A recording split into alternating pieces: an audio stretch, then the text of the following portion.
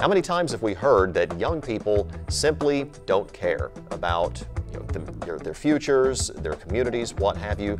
We're here to prove you wrong, and we're going to do so by inviting you and young people to be part of an event called Tru Dialogue 7, 7th edition of Tru Dialogue from a host of organizations here in Central Indiana. One of the moderators of that forum coming up on February 11th is with me, Tyreek Swanigan. Tyreek, how are you? I'm doing good. How are you? It is good to talk to you. We talked about Tru Dialogue here on WRTV before, but just to remind everyone, Tru Dialogue is exactly what? Yes, so Tru Dialogue is a youth-led forum that will be talking about youth impacts, right? So we're talking about crisis and mental health and ways to overcome that, and also just to give people an understanding of what our youth are truly going through here in today's society, and what supports we can give our youth so that they can see themselves in better positions than what they are in as of today.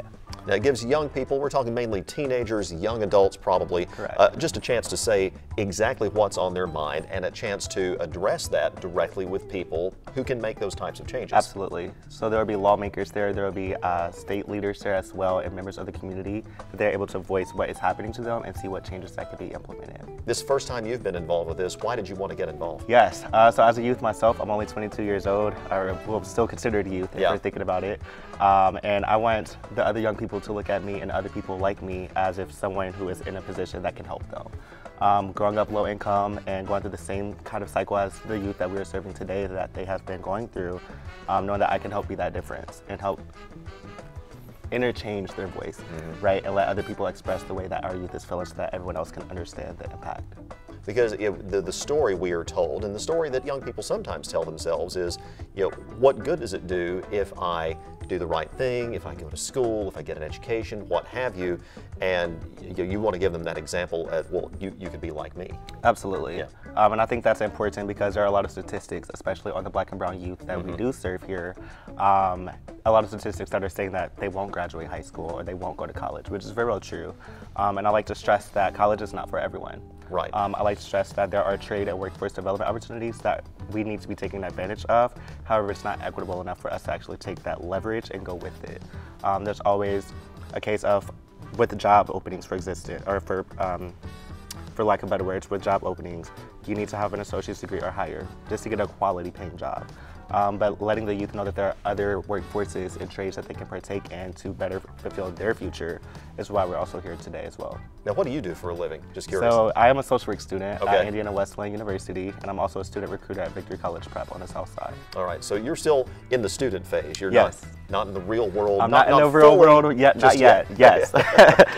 But again, an example of what they can do if that's, and to give them an idea of exactly what they can do. Now, the officials who are going to be there, officials, as we say, lawmakers, members of the police department, members of state agencies, what do you think they need to hear from young people in a forum like this? Absolutely.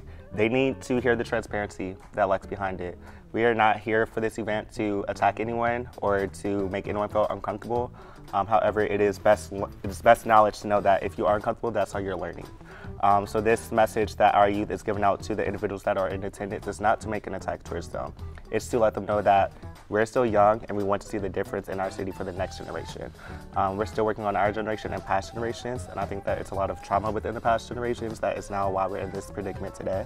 But just to give them a lack of understanding and transparency that we're still human, we're still young, we need your support to also guide us instead of being against us. We need to be working together in unity. We will have how you can register, because they do ask people to pre-register before showing up at the event and being part of the event. We'll have that for you at WRTV.com, but it's coming up on Saturday, February 11th, 2 to 5 p.m. at the Faye Glick Neighborhood Center that's on the northwest side of Indianapolis. Again, all that info at WRTV.com. Tyreek Swanigan is one of the moderators. He's going to be leading the discussion among these young people and the officials at Tru Dialogue 7. Tyreek, appreciate your time today. Thank you for having me.